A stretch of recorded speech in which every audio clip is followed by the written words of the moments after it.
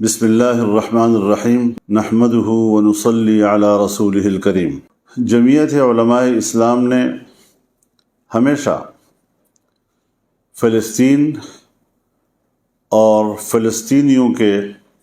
موقف کو صحیح سمجھا ہے اور تسلسل کے ساتھ فلسطینیوں کے موقف کے ساتھ شانہ بشانہ کھڑی رہی ہے۔ آج بھی ہم اس بات کا اعادہ کرنا چاہتے ہیں کہ ہم فلسطینی بھائیوں کے ساتھ ہیں، ان کے شانہ بشانہ ہیں، اور ایک روز قبل فلسطینی مجاہدین نے اسرائیل پر جو حملہ کیا ہے، یہ حملہ بہت تاریخی کامیابی ہے۔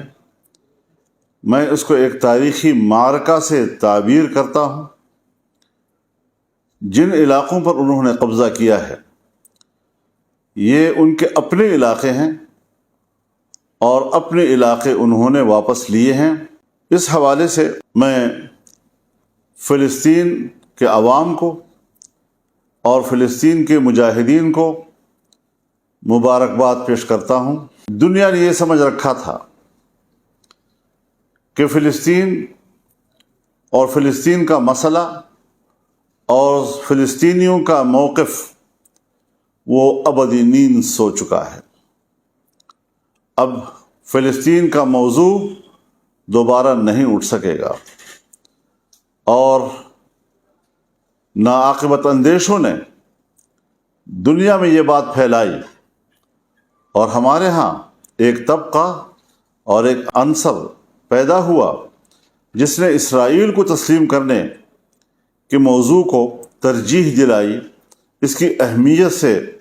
لوگوں کو متاثر کرنے کی ناکام کوشش کی۔ میں سمجھتا ہوں کہ آج اس معرکے نے فلسطین کے مسئلے کو زندہ ہی نہیں کیا، ثابت کیا ہے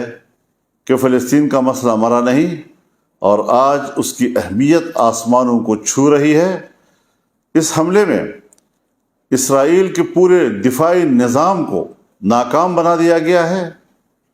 ان کے گھمنڈ کو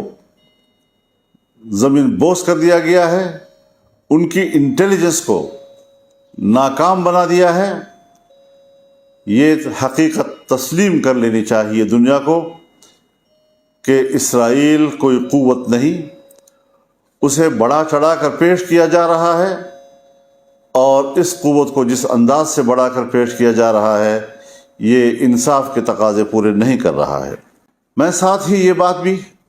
اپنے فلسطینی بھائیوں سے اور مجاہدین سے کہوں گا کہ وہ انسانی حقوق کا احترام کریں، اسے تحفظ دیں، اس کا لحاظ رکھیں، بچوں، عورتوں اور عام شہریوں کو گزند نہ پہنچائیں، ان کی زندگیاں تلف نہ کریں، اور دنیا کو بتائیں کہ اسرائیل اور صہیونی جنہوں نے فلسطینیوں کی نسل کشی کی، ان کے بچوں کو قتل کیا، ماؤں کے سامنے قتل کیا، والدین کے سامنے قتل کیا، اور کوئی احترام آدمیت انہوں نے نہیں دکھائی، آج ہمیں اس کے بدلے میں یہ ثابت کرنا چاہیے کہ اسلام اور مسلمان کس طرح انسانی حقوق کا تحفظ کرتا ہے۔ اس حوالے سے ہم ضرور فلسطینیوں سے یہ اپیل کریں گے کہ وہ ان انسانی حقوق کے تحفظ میں بھرپور کردار ادا کریں۔ میں یہ بھی کہنا چاہتا ہوں کہ اقوام متحدہ بھی اپنا فرض پورا کرے، 1967 کی قراردادوں پر عمل درآمد کرائے، بیت المقدس کو مسلمانوں کے حوالے کرے، اور اس کو فلسطین کا دارالخلافہ تسلیم کرے۔ ہم اس حوالے سے جو بھی اپنا موقف رکھتے ہیں،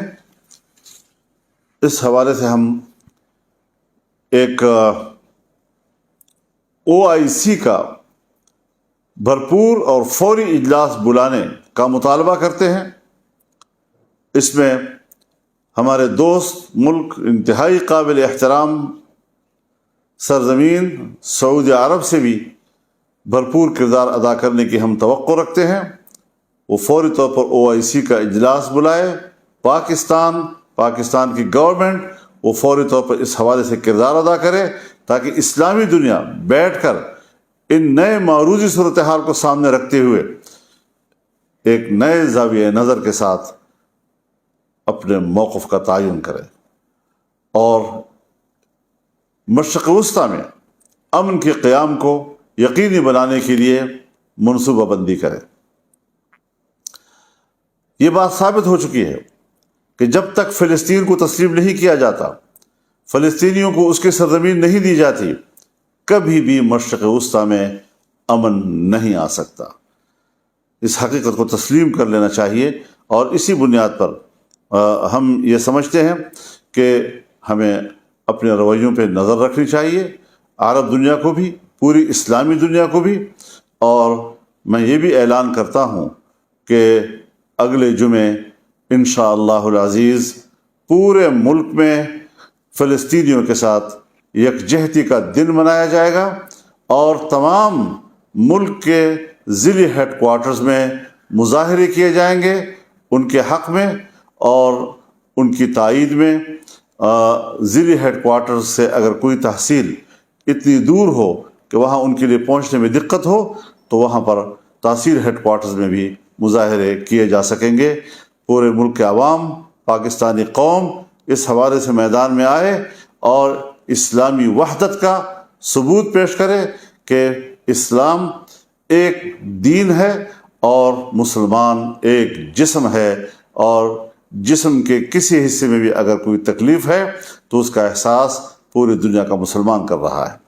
پاکستانی قوم اس حوالے سے انشاءاللہ اپنا کردار ادا کرے گی، اپنی رائے دے گی، یکجہتی کا مظاہرہ کرے گی، اور جمعے کے روز جمعے کی نماز کے بعد پورے ملک میں انشاءاللہ العزیز اس حوالے سے